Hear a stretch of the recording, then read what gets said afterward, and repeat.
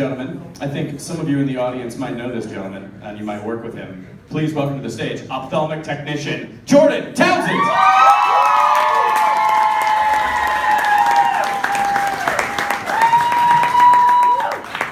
Good evening, everyone. I hope you can see me. If not, I will be seeing you at work pretty soon.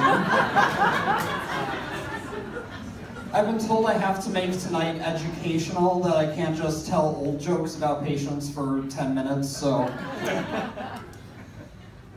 This thing here is called an occluder, or as my fellow comedians have taken to calling it, an oculator. Now, for many patients that I see, the operation of this thing remains an unsolved mystery. So I thought I would teach you how to use one tonight in case you ever have to visit an eye doctor. There's a little nose piece here. That's where your nose goes. This thing that looks like you can look through pretty easily, that's exactly what you do. So if I say look through with your right eye, you do this. If I say look through your left eye, you can flip it around and do this. Now, I'll explain it to patients just like that, and I'll be like, okay, now look through with your right eye and cover your left eye, and they'll be like, got it. Now, that's wrong, but at least it works. You get the patients that are like, okay, got it. Like, this does not occlude the other eye. That does not help. Or they'll start like this and then they'll be like, actually I see better like this. Like, duh, we know your left eye can see fine. We are here for your right eye. Or my absolute favorite are the patients that just take this and they look at it for like 20 seconds, completely silent, and then you see a spark of realization in their eyes. They're like, okay, I got this.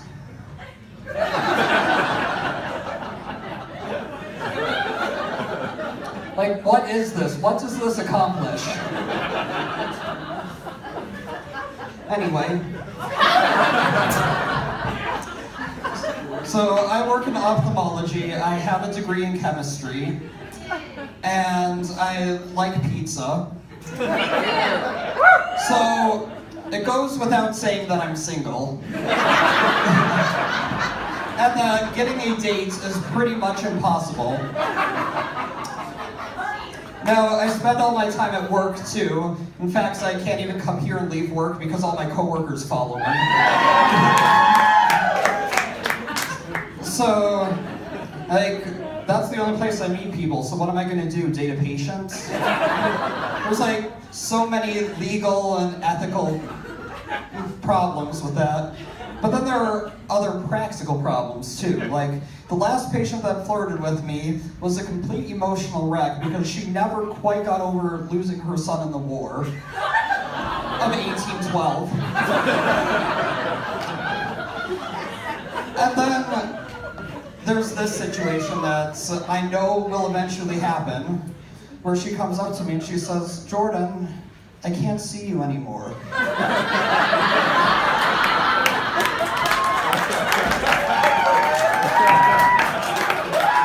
And I'll be like, bullshit. You had an eye exam yesterday, and your left eye still sees 20/40. The state of Colorado says it's legal to drive. You can still... Oh, you're breaking up with me. Oh.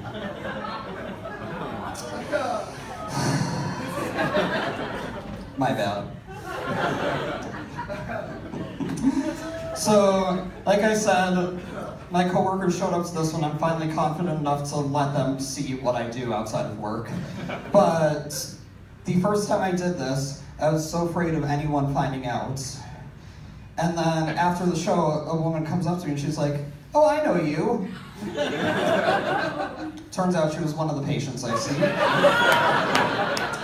But I got the last laugh because the next time I saw her went like this. So your doctor has ordered a test that involves inserting a needle into a vein and pumping you full of a dye that's going to make you incredibly nauseous, and it's going to make your urine look like Mountain Dew for about 2 days. So I think I got the last laugh.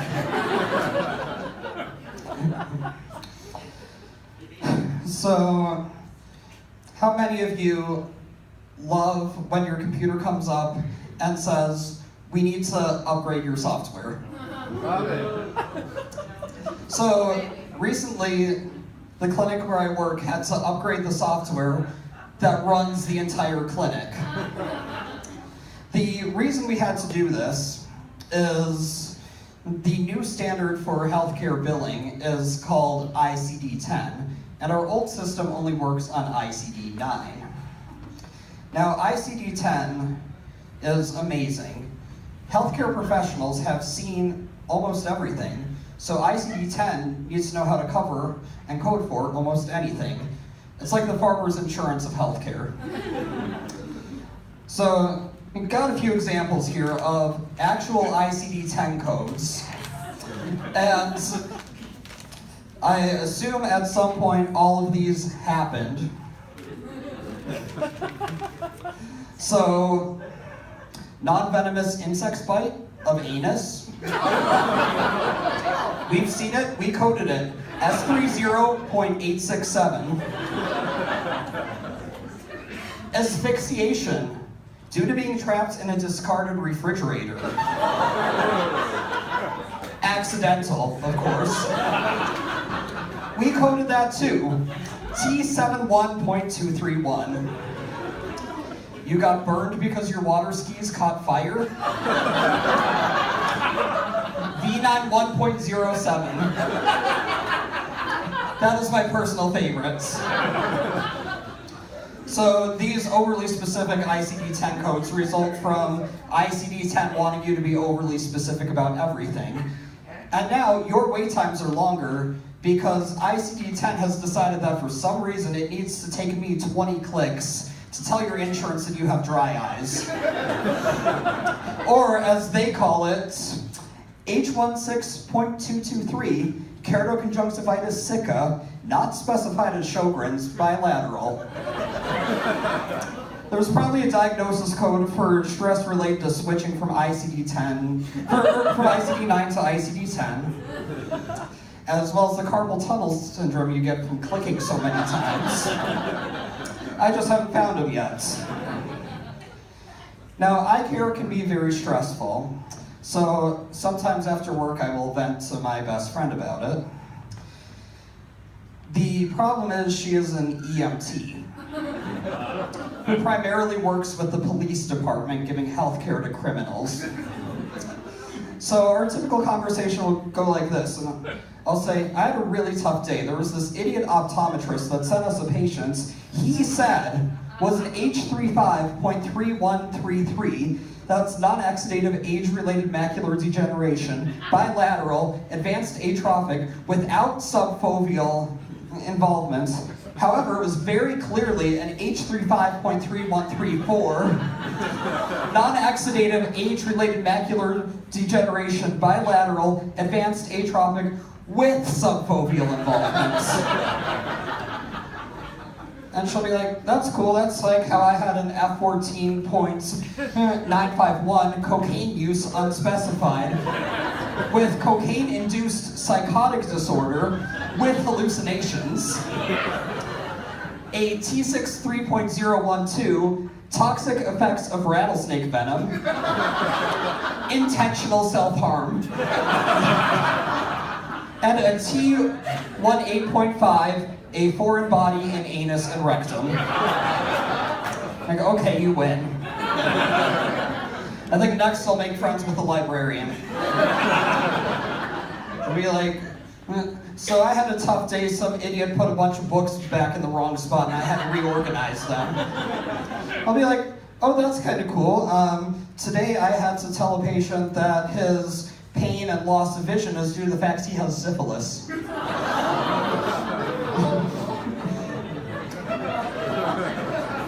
Who has it hard now?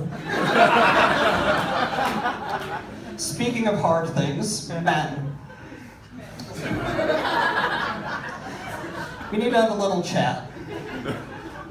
Men aren't looking too good right now. I don't know if you've watched the news lately, but it turns out that women don't like being assaulted. And I hear you say, Jordan, I would love to get consent, but the conversation is too awkward. Well, I gotta tell you, part of my job involves getting consent for intraocular injections. And nothing quite compares to having a large, angry, hypertensive man that you have to go up to and say, "Sir, we need to stick a needle in your eye. And we're hoping this will stabilize your vision, though it's probably not gonna get better." That is awkward. Now, if I can do that, you can get consent before you stick your penis in someone's face. Right.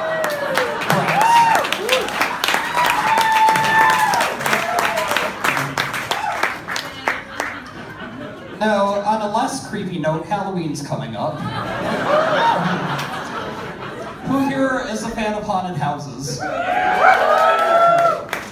I am too, and I've been to a few this year already, but after a while I noticed a lack of originality, and I think I could do better. I want to get rid of all the crazy special effects, all the costumes, sets, everything. And I just want to make this a series of increasingly awkward social situations. So this is going to start the moment you get there. Because in the parking lot, panhandling is not only allowed, but encouraged. And like any good haunted house, the line is going to be really long. But I'm going to make it longer because randomly planted throughout the line will be people who try to pay for everything with expired coupons. Then you get up to the front of the line after sitting there for an hour and we make you watch CNN while you're in line because no matter what your political affiliation, no one likes CNN. And then when you get up to the front of the line to buy your ticket, you realize it's an automated self-checkout kiosk. And you scan the ticket and it says, "Please place item in bagging area." Unexpected item in bagging area. Item removed from bagging area. Please return item to bagging area. And only then can you buy your ticket, which for no reason whatsoever is encased in one of those hard clamshell plastic cases that will cut you when you try to open it. So then when you get to the front of the line, you have to call a toll-free number to enter the haunted house. And to enter the haunted house is the very last option read. And when you get in, you will be welcomed by our sponsor, that person we all know from high school that is now trying to get us involved in their pyramid scheme. Hey, she paid me $1,000 for the opportunity to gain 0 sales, so. From there, you have to enter an elevator with a stranger who is going to try to talk to you. And then you get out of the elevator and your guides through the rest of the journey are 2 people who don't speak English. And they're going to talk to each other the entire time. And while you do not know what they are saying, you know they're talking about you. So then I think you go into a room from there and it's just going to be a bunch of people who are all having fun until you enter, then they stop and stare at you.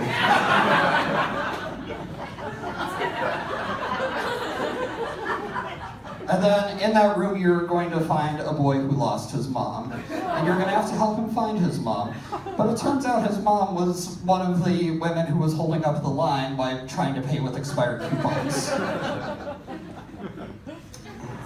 So From there, walk down a really long hallway where your own voice is just played back to you. And then you walk into a room that is just a portrait of Kellyanne Conway. Now, as bad as this is, you can escape this haunted house at any time. The only thing you have to do is sit through our free, no-obligation timeshare presentation. My name's Jordan, thank you very much.